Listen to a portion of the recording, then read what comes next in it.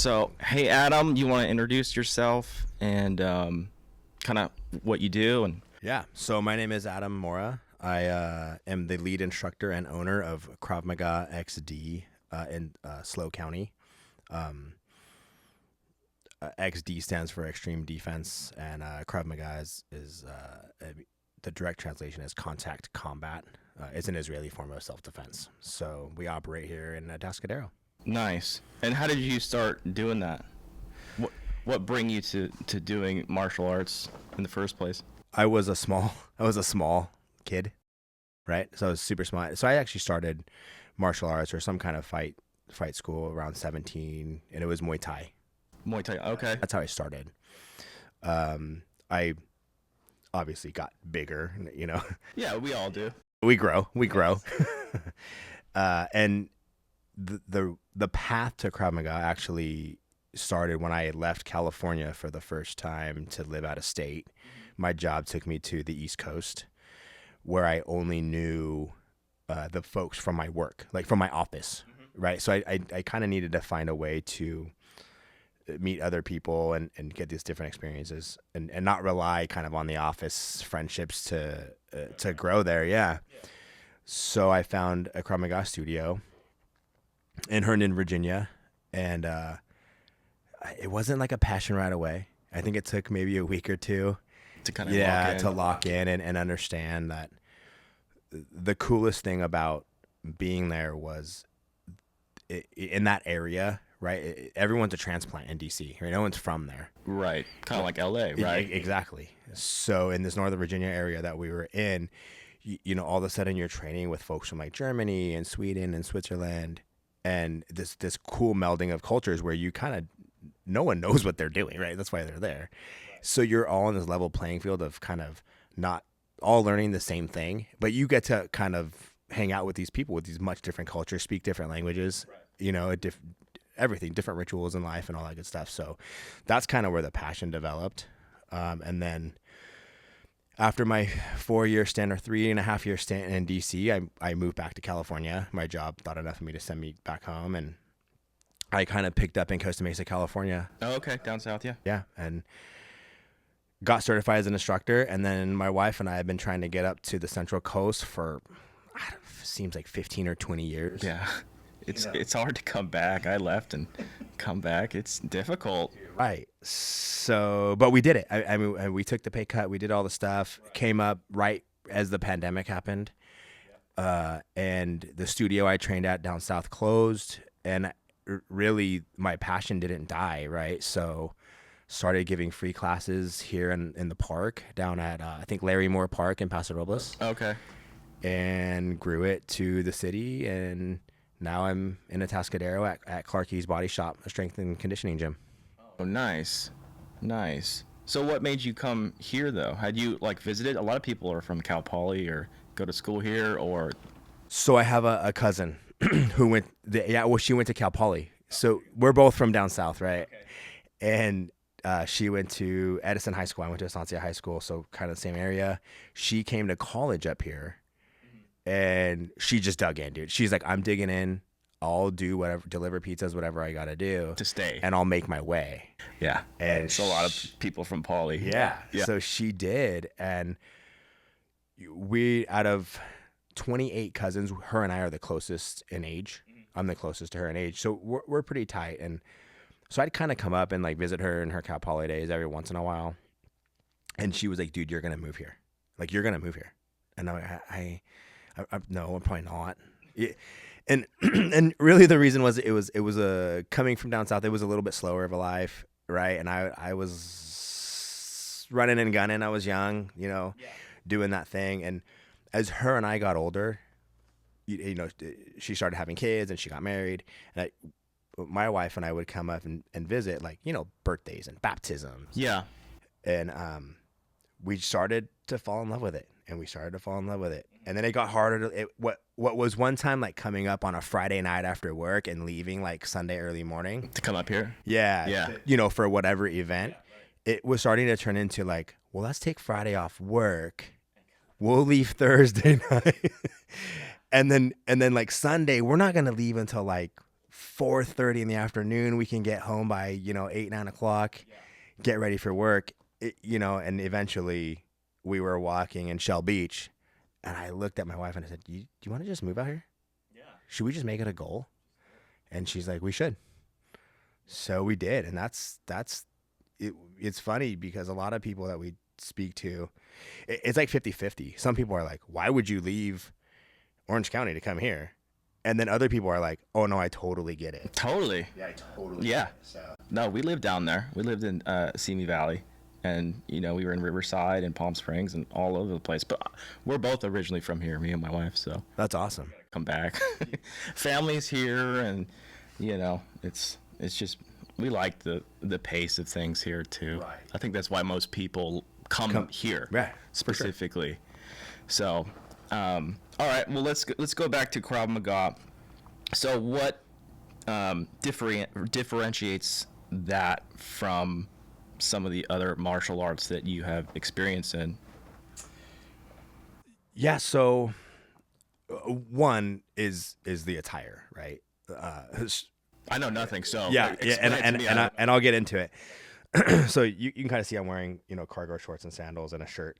So the only thing I actually changed, I just finished up a private lesson, was I wore shoes, because you should wear shoes, and I think I had a different pair of shorts on. So you right, and the students who come in, they wear jeans, they wear whatever, whatever they feel comfortable training, and as long as you wear groin protection, I'm kind of okay with it, right? Because, so that's number one. Number two, we're a reality-based self-defense, right? Okay. So there's no competitions, right? You're not gonna find a Krav Maga competition as you would like a Taekwondo or a Jiu-Jitsu tournament. Right. The other part is we trained to we have knife fighting, we have how to survive muggings. Active shooters. So more like real world situations that you're gonna be put into. Yeah, and the style, the fighting style originates within like the Jewish community after World War II, right? So the short version is just because World War II ended didn't mean that the racism against Jewish folks was completely gone, right? It didn't just disappear. Right. You know what I mean? And Emmy Lichtenfeld is the grandfather of Krav Maga. He was a proud Jewish man who came back to his community, found his people being persecuted in the streets by a highly trained military, highly trained police force. So he developed this system of fighting to be able to help the average person defend itself against a highly trained person. Oh, okay. Right. So a lot of what we do is when we start off in your Krav Maga journey, you're taking your very natural reactions. I use a couple of examples, but like if someone's choking you, right, you're probably going to reach up in some fashion and kind of grab your neck. So in Krav Maga, we try to change as little as possible. So we developed, I didn't develop anything. Emmy developed. He developed, put your thumbs into your index finger, create these hooks, and still come up to your neck the way that you would, because you need to take care of that choke, pluck, and then throw some counter combatives and get out. So that being said, we don't have these developed katas or these developed rituals that you would find like in a karate. I dabbled a little bit in Taekwondo, and my goddaughter actually was in Taekwondo for a long time, and I would watch them train, and it's very like simulated, the attacks come and the attacker is not really close to you. They simulate that attack from like 3 feet away. Oh, okay. And then they go through the movements, not good or bad or just different. No judgment on that, right? Yeah, 100% none. Yeah. And in fact, my goddaughter is a killer Taekwondo. And she would break ribs, right? But in my class, it's almost like a weeding out, like a really quick weeding out is first class, you're getting choked. Oh, really? Yeah. My first lesson is a 2-hand pluck and a 1-hand pluck from a choke. And it's so interesting to me how people don't love it, nor should you, by the way. Yeah. But here's the thing though. It's not that they don't love being choked, but to get them to actually choke somebody else.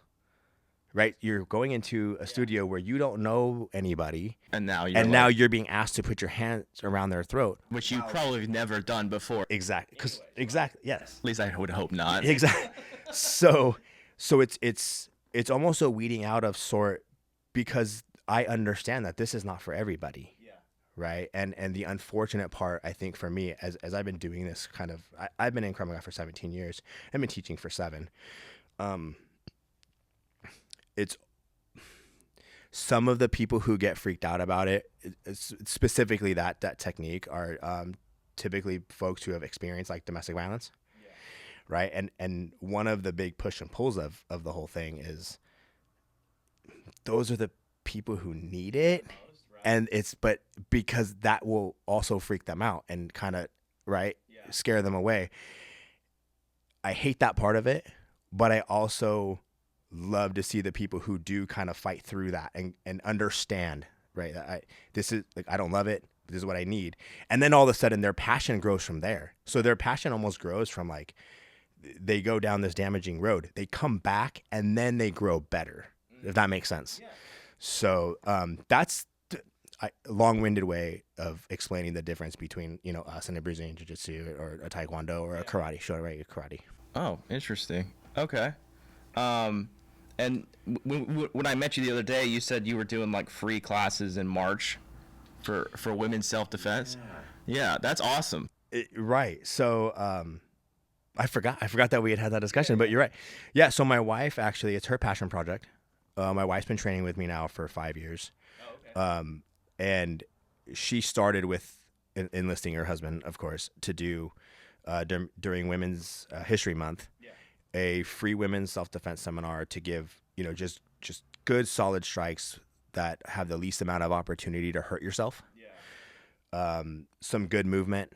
Mm-hmm. And then like escapes from, bear hugs and chokes and hair pulls and things like that. Yeah. So we wrote out this kind of 2-hour thing. I coupled it with some statistics, right? There are some statistics that prove that women who take self-defense classes at a younger age, specifically around their freshman, sophomore year in high school, they're less inclined to experience a sexual or a violent attack through their high school and their college career. And I know quite a few people once they hit college.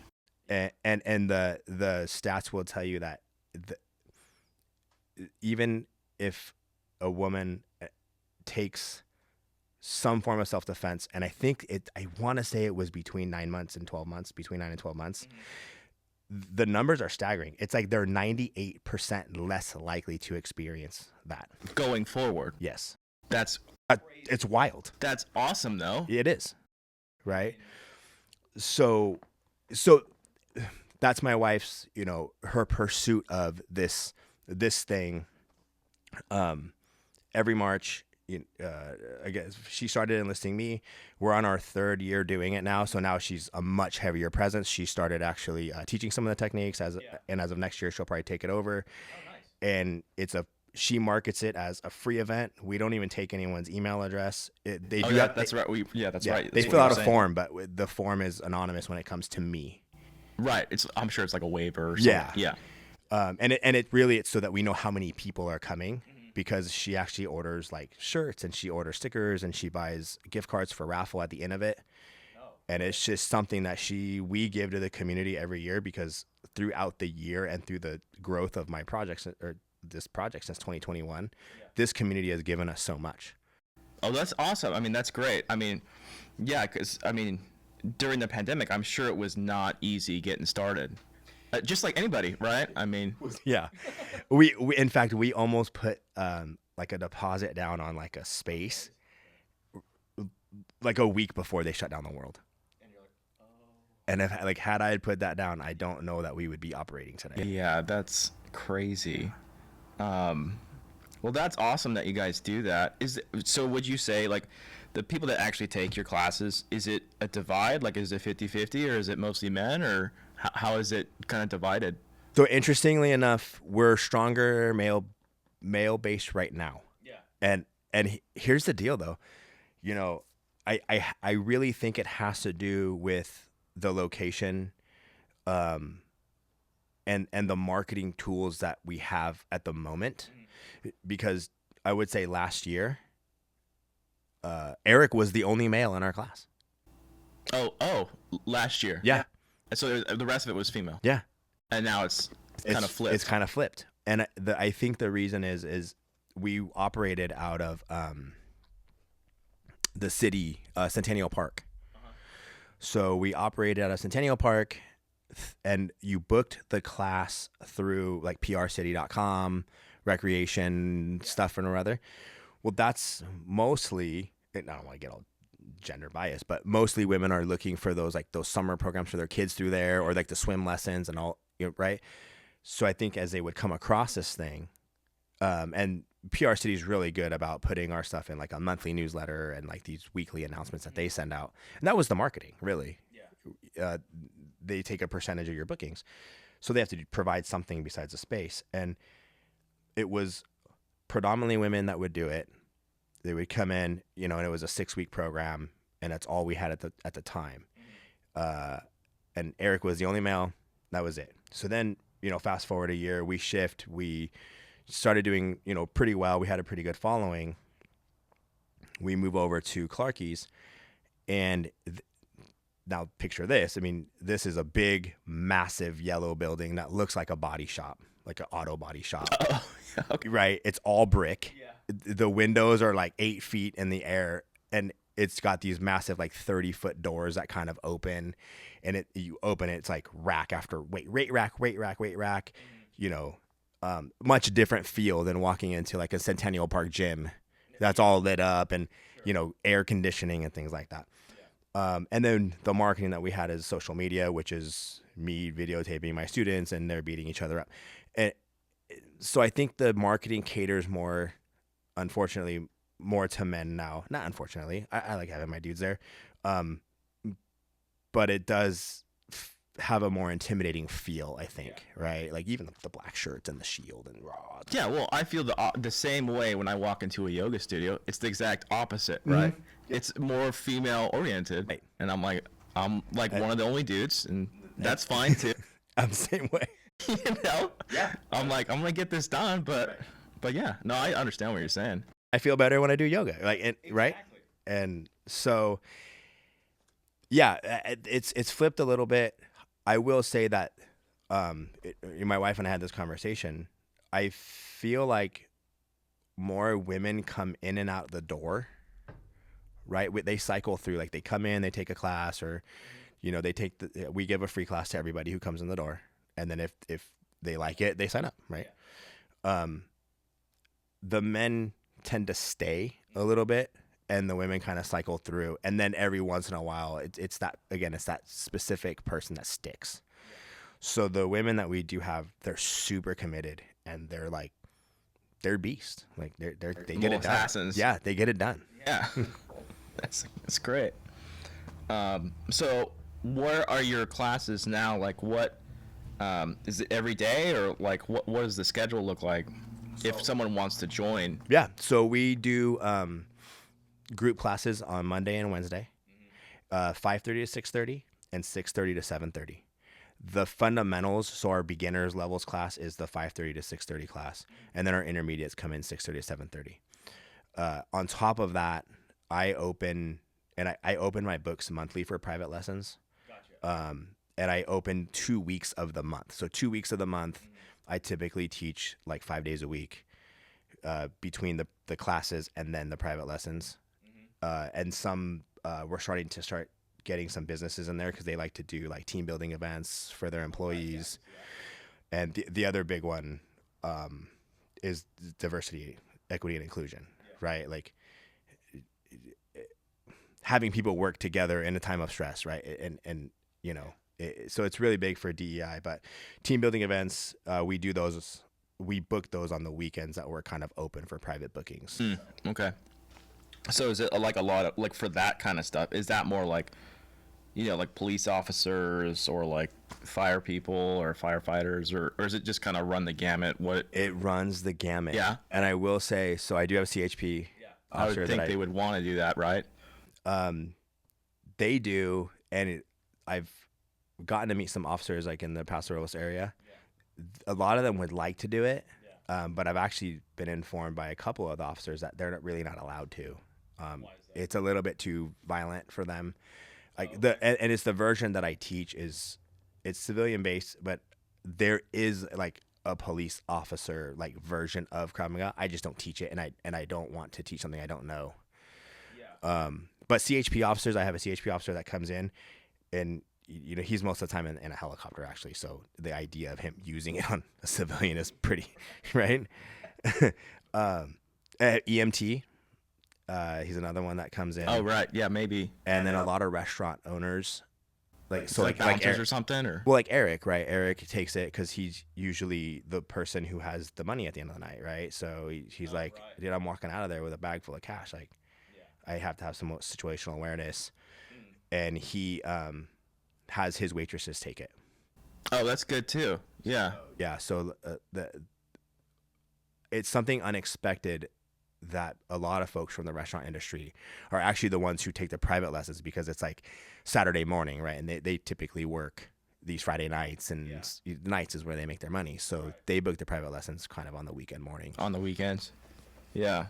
And then like you said, is there a lot of females? I mean, I didn't even know that statistic that you said. I mean, are there a lot of young females or parents putting their kids, like daughters especially, in your first beginning classes at all? Like you said, like what was it, freshman in high school or sophomore in high school? I wish they would. Yeah. It's actually, I'm trying to tackle that market pretty heavily. So typically we call it the off to college seminar. Right. And it's kids that are graduating high school, and a lot of them are leaving home for the first time. Maybe they're going to college out of state, or even if you're going from here to LA, right, it's still a couple hours away from home in a different environment. Yeah, completely.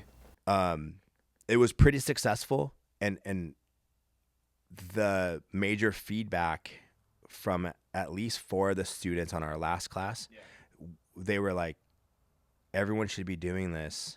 They're not. And the reason, when they had signed up, their parents had signed them up, they were like, we thought it was just going to be like some old guy or some guy in like a robe and a gi who was going to come, right? And really, they're kids, right? They're super honest. They don't know. They don't know. Yeah. And they're like, but this was super fun, and they thanked us for it. But I do think there's this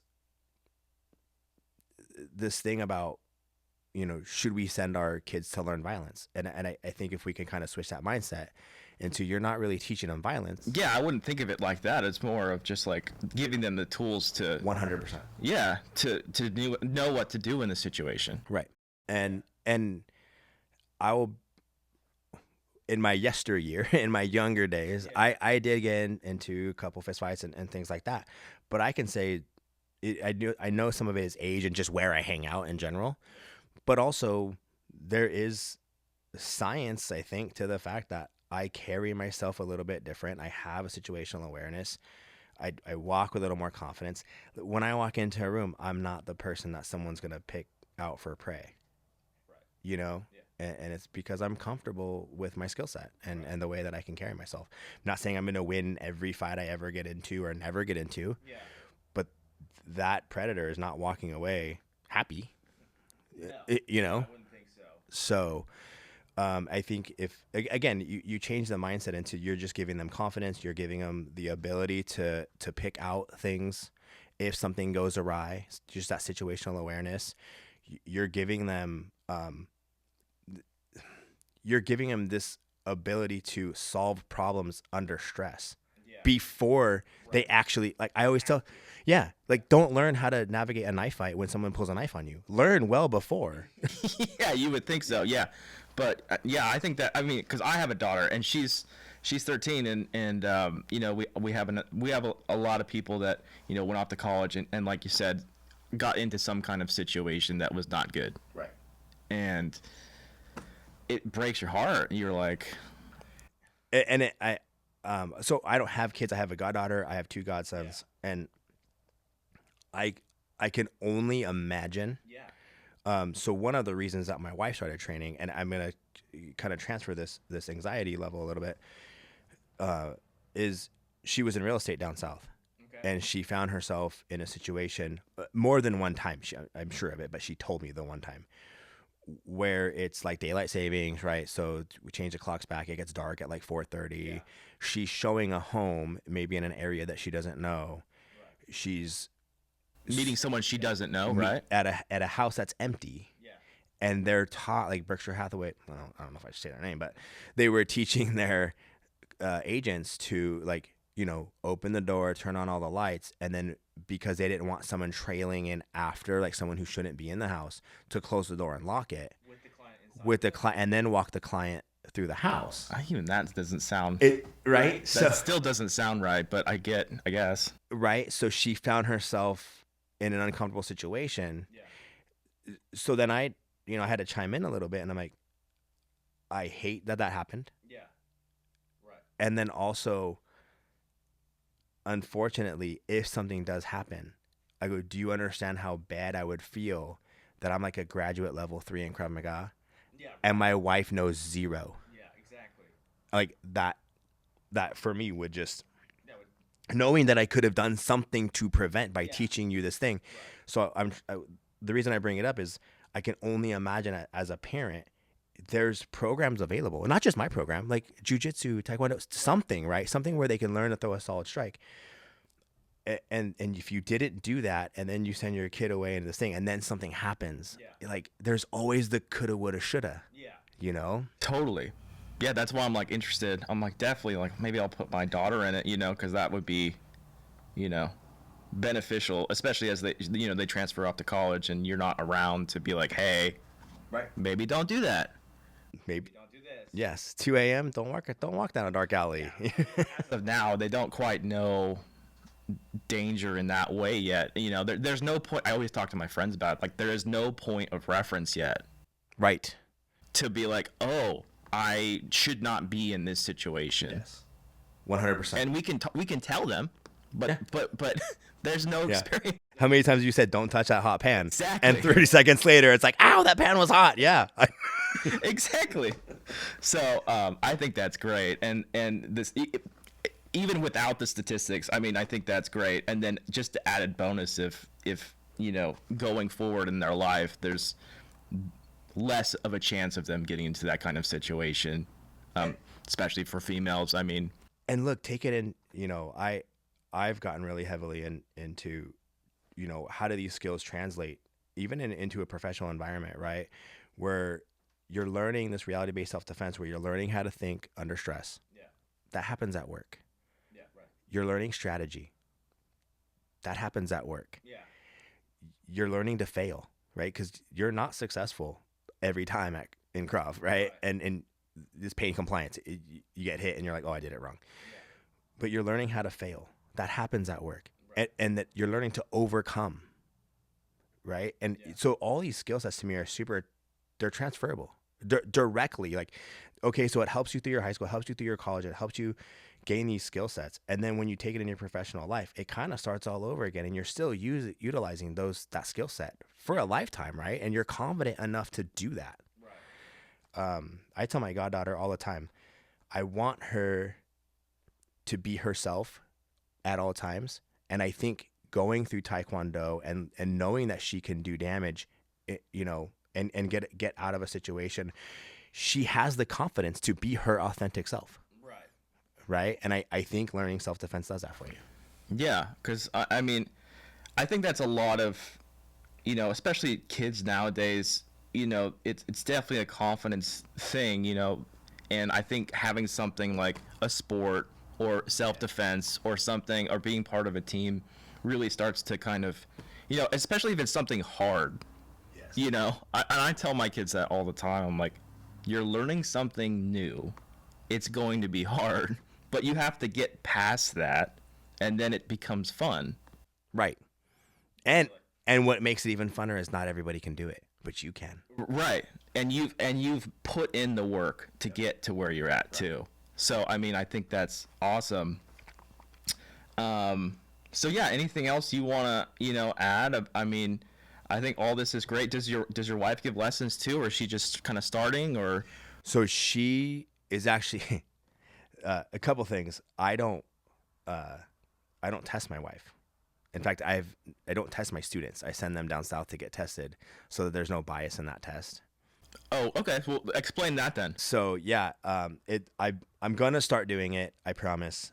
But in the beginning, quote unquote, I had it was my own, anxiety about, well, I'm gonna test my wife or I'm gonna test my students. But now my top student is my wife, and I'm just gonna come out and be like, well, she's a P4, right? She's a P3 in Krav Maga, and people, it would be easy for people to be like, well, your husband's the instructor and owner of the business. Of course you're that. Yeah. Right? I guess. Yeah. Okay. So what I did for her test up to this point is I send her to, it's Krav Maga XD still, but it's in Costa Mesa. Okay.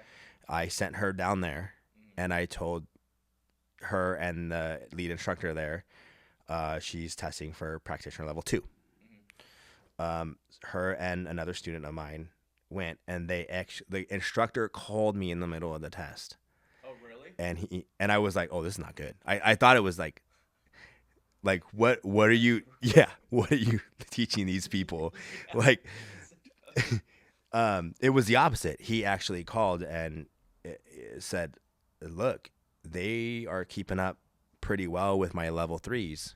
He's like, I feel comfortable giving them a 3rd level patch.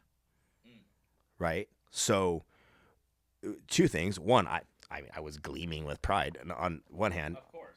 But 2, the girls who went to test the test, they knew they earned it. Yeah, right. Right? It's not me handing it out. They knew they went there. They saw other practitioners that they had never met before, and they were able to gauge their level of intensity, their skill set, their knowledge against people doing the same thing, but they didn't know.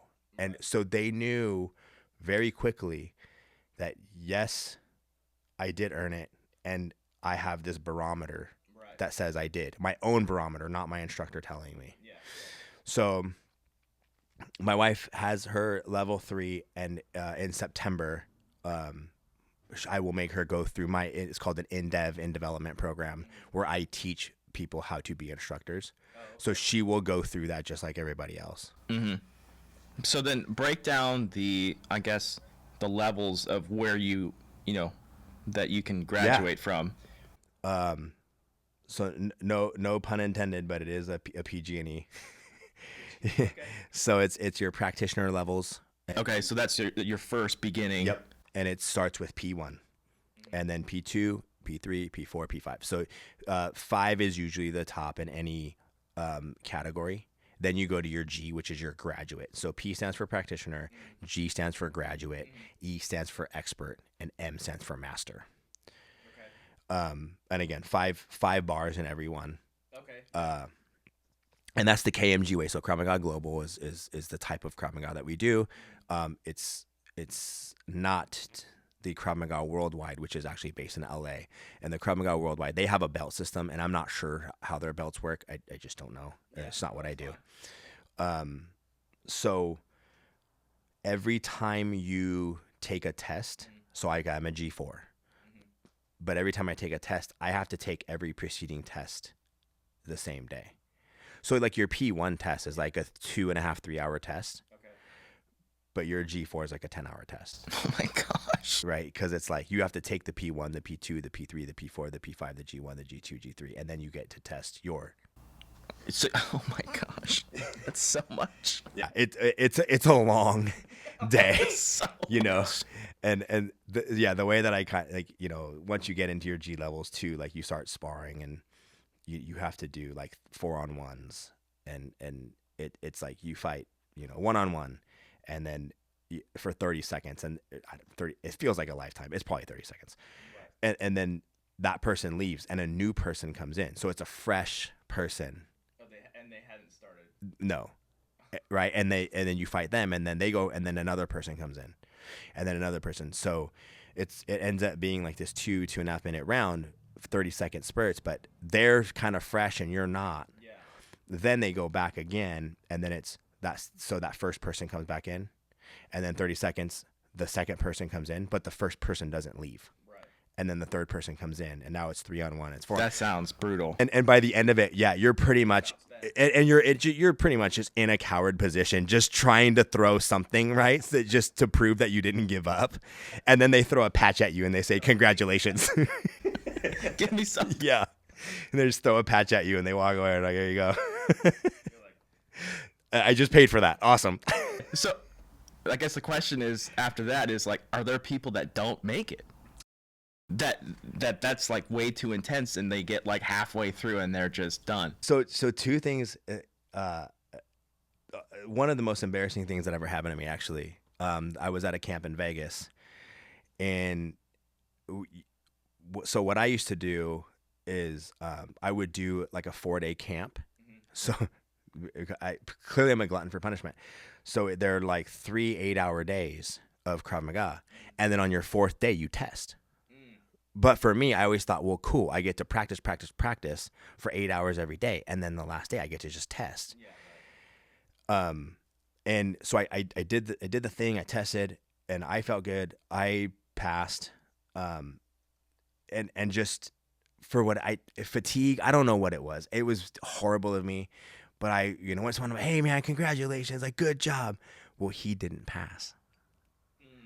Right, so he's done this, 24 hours of straight training and then a 10-hour test, and then he didn't pass, and he has this person who like I was like, oh my God, I'm so sorry, and everyone around me is like, shh, like don't, what are you, yeah. So yeah, it happens, right? It does happen, and I almost feel for the folks who do the whole thing and don't pass. More for the people who give up kind of 2 days in. They're like, this is retarded. Like, I'm not doing this. You know what I mean? Like my body hurts. Yeah. It's killing me. Right. Yeah.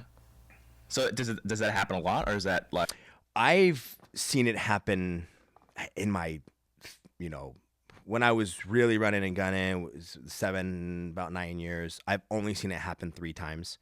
And the reason is typically what happens is before you go into a test, they call it a pre-test, and it's it's a night before the test. You come in for 3 hours, and you get to ask any questions. You get to go through anything you're not comfortable with the instructors, the proctors that will test you the next day.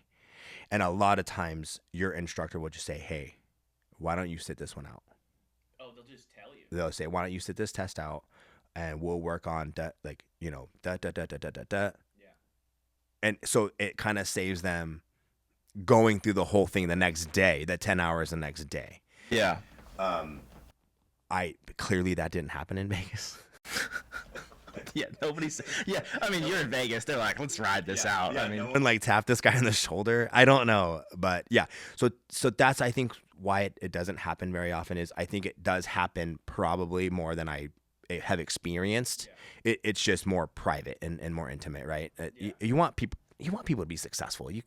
You won't have a program long if you have 30 people go test and 8 people make it. So since you started taking and doing Krav Maga, is there specific, I mean, I don't know how specific you could be, but are there specific situations that you've gotten yourself into that your training kind of came in handy? I always answer that question. A lot of people ask me that. I think it actually more than I know, I would say. Yeah, I'm like, it doesn't have to be like a fight specifically. Yeah, and the reason I say that is because I truly believe that, again, just the way that I carry myself, the kind of the awareness I have, definitively, I know my wife and I have left places because I'm like, this is not going well. Like, let's just go home. Yeah.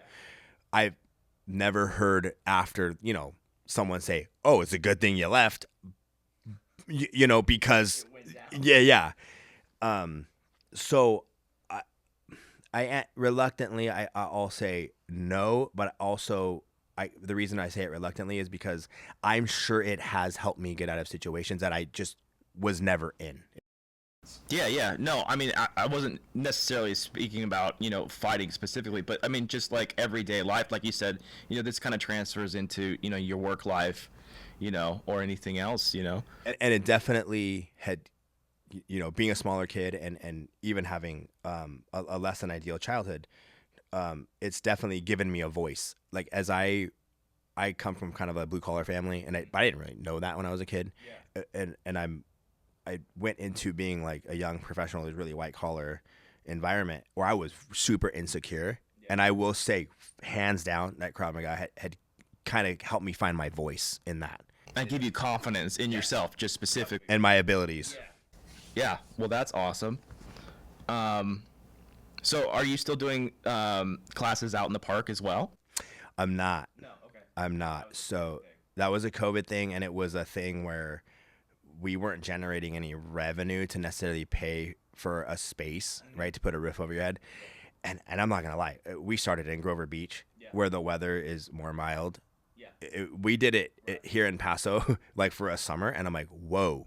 Yeah, it's hot. It's hot. Like, real quick, you're like, that sun is a serious thing. We got to do this at 7 a.m. I mean, we're not doing it at noon. Yeah, not a chance. So,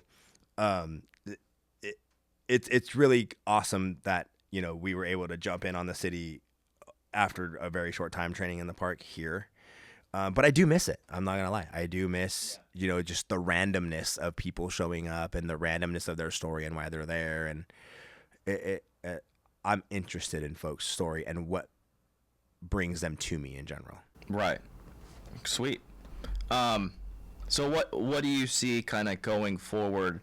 Because I know when we talked at Eric's, you've started a podcast too, so I want to talk about that for sure. Okay. And what do you see kind of going forward with Krav Maga and yourself and your wife together? Yeah, I'm hoping to grow some instructors of my own so I can. I say to take a break. It's not going to happen. I'll probably just start an advanced class or something. But I definitely want to grow my program and get it more well-rounded, if that makes sense. And what I mean by that is I really enjoy doing the team build events for companies. It's something I enjoy because I think it's an overlooked thing, right? I think it's an overlooked benefit, right?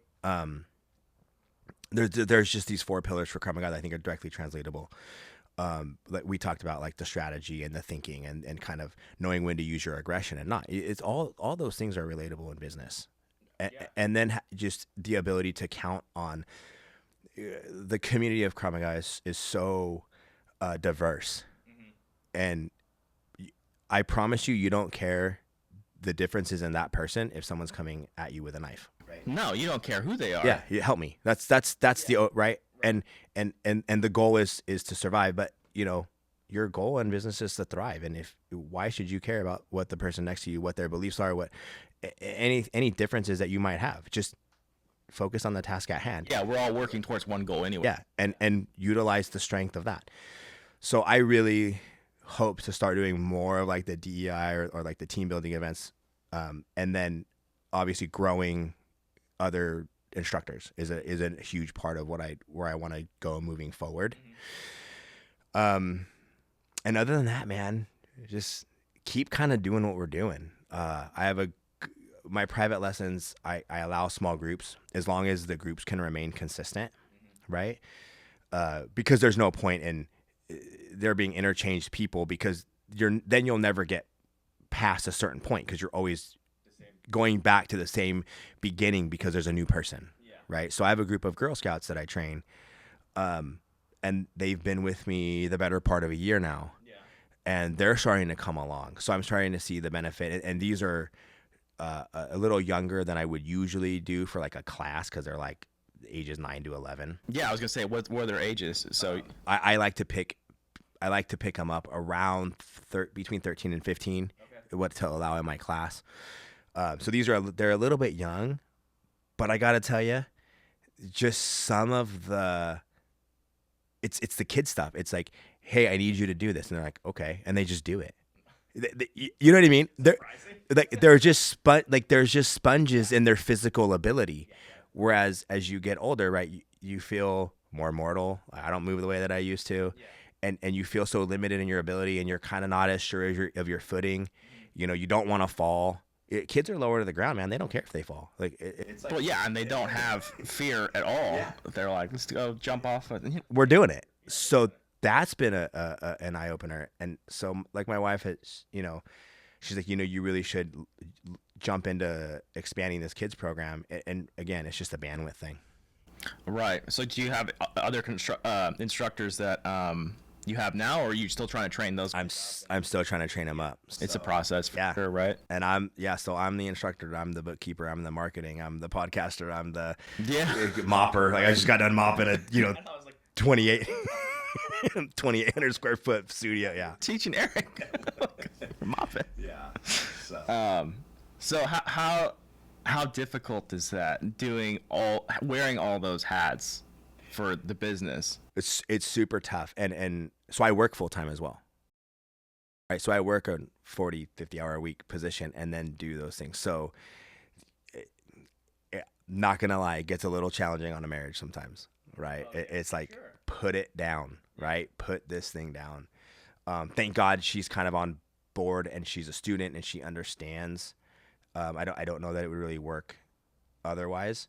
Right. But also I need that challenge. Like I need the challenge. I love learning. So it kind of lights my fire and I collect coins that way. And I enjoy the learning journey. Mm-hmm. And I would say, if you want to learn passion, man, be an entrepreneur.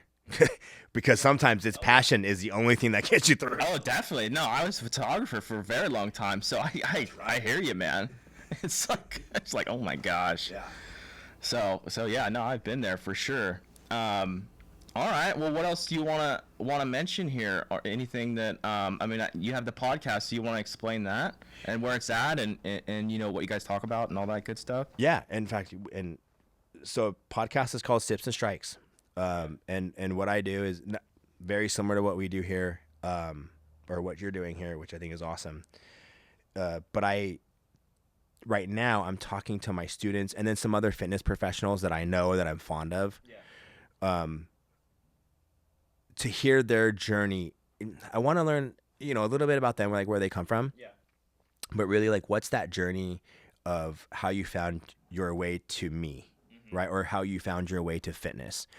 There's a couple things that I challenge, and it's always those people in fitness that are like, I feel amazing every day, and this journey is amazing, and look, and look. There's a place for that. There 100%. But yeah, it's kind of phony baloney kind of thing too. I've been going to the gym since my sophomore year in high school because for sports and different things I did.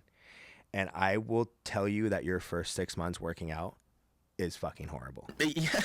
I don't know how it can't be, though. Right? You're sore. Your body's going through changes. Yeah. You're going to get hurt. It's going to happen, right? Let's be honest. If you're just doing something as simple as getting up off a couch, and then all of a sudden one day you get up off a couch and you're 20 pounds lighter, and your body is so used to slanging this weight up, and now you're 20 pounds lighter, you're probably going to hurt yourself. Yeah, right. Let alone lifting weights and doing aerobics and doing all these things. So I think there's more lesson in the struggle than there is the success. I would agree with that. I've learned far more from hearing people struggle than hearing about their life post struggle and in success. Yeah. Right. So I want to hear those stories, and there's a selfish thing in it for me is I get to get information of how are people finding their way to my studio. Oh, well, yeah, that helps too. And you're like, oh, well, maybe I need to do this or that. And hopefully, right now I have my students, EMTs, ER doctors, restaurant owners, waiters, right? And there's just, again, this diversity in it. And I always want to show people that, look, there is a you in my class. Yeah. Don't be intimidated. Like, we are a friendly bunch. I get it. We're learning how to punch people in the face. And the bread and butter of Krav Maga is kicking someone in the groin. Like, that's what we do. Like, we're trying to put you in a position that we can kick you in the groin. Yeah. But it doesn't make us mean people or bad people. And we're not, I choose to believe that my program is not as cliquish as some other programs I've been a part of. Mm-hmm. Krav Maga specific, and we're a welcoming bunch. But so I want people listening to hear like, oh, you know, this student's in nursing school. She's a mom. You know, he's a dad. He's, you know, his concern is being able to protect his family, right? I think when you can get to that point of relation, you are more inclined to walk in the door and start this journey and stick with it. So what is their response when you ask them like, why is everything so positive? I mean, not that it can't be, but I mean, you're like, are you really feeling that way? You think they really feel that way, or they just because of an outward, you know, they gotta be positive? I think I haven't got a chance. So there's someone specific. So for those in the area who might know him, he was an instructor at Kennedy for a while. He's a spin instructor. Also, he has his own Fit and Free that he does, and he actually just gives free fitness because he has a regular full-time job too. But so he's the person I'm actually dying to ask this question to, and he's going to be on my podcast next month, so we're gonna get there. In general, though, other fitness people that I've spoken to, like down south, just that I know, a lot of their answers, and I get it, it revolves around like, no, you know, if you tell people that, you know, it's gonna hurt and it's gonna feel bad and it's gonna do this and it's gonna do that, they just won't do it, right? You got to give them these benefits and you got to like feed them this is what I'm gonna give, or this is what I'm gonna give you, right? Here's the reward, here's the benefit. You can't start off with the negative, and I'm like, well, but there's always the truth. That usually they're gonna get to that place. Whether or not you like it, I mean, I can see both sides though. I get it. I just, again, I don't agree with it, and it's probably my sense of humor is kind of a weird sense of humor, but I tell people all the time, like, look, I try to run 2 miles every other day. Like I hate running, and I'm not going to be like, well, I hated running at first, but you know, now that I've been doing it for 8 months, like I love it. No, I genuinely, no, but it's a necessary evil for like the amount of beer I want to drink and the different things I want to do, and it keeps me healthy, and it keeps me mobile. That's what it is. It's for me, it's strictly about the benefit, not about like, oh, well, now like I'm passionate about this thing. Like, no, I'm really not that passionate about it. Yeah, I'm passionate about Krav Maga. I'm passionate about breathing. I'm passionate about being mobile, and I'm passionate about all those things. And running is the thing that I have to do in order to keep that. Right? Yeah. All right. Well, cool. Anything else that you want to plug, or anything coming up that's you know, you want to plug or anything? Well, first, I want to thank you for the opportunity to come sit down with you. Oh yeah, of course. So much fun. It's awesome. So thank you for that. I don't like public speaking, so a little nervous coming in. But meeting you the other night helped a ton. Yeah, he's like, oh yeah, you want to? I'm like, yeah, let's do it. Yeah, so. Thank you so much for inviting me over and having this session. Just a couple things we have going up. We have a 5K that we're doing. I think it's River Oak Road, by Cedar Creek Bakery. Okay. In Paso Robles. Yeah. We're doing. We'll have a booth for a 5K. And it's essentially, I think it's like $15, and you get like a barbecue lunch. You run the 5K, and all the proceeds go to 805 Street. Oh, okay. So all the proceeds go to 805 Street, which helps with homelessness and youth addiction. So I'm actually doing that with Salo. And again, just Monday and Wednesday, Clarky's Body Shop, Strength and Conditioning Gym. We co-op with them. They are fantastic people. They let us utilize. Well, we pay them, but we use their space to train Monday, Wednesday, 5:30 to 7:30. And I would say, you know, come in and say hello, check it out, even observe a class or take a free class.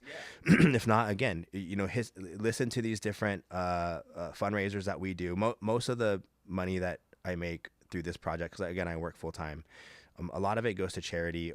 And the other thing I'm really, really big on is keeping the money here in the community. Yeah. And right. So my wife and I, when I train private lessons on Saturdays, we pick a restaurant, we pick a place and go and make sure this money stays here, which is great. So if you hear about us and you hear we're gonna have a booth somewhere, just pop in and say hi. I think sometimes just meeting folks is half the battle. Exactly. Yeah, it seems like everybody that I've talked to, they love this Atascadero, North County, specifically community. Everyone's come out to support them in different ways, which is, I think, we should just continue to do, Yeah, and I'm excited to even send some business owners I know your way too, because I think this is a great forum. Yeah, excellent. All right. Well, anything else before we shut this down? Yeah, that's it, man. Thank you so much.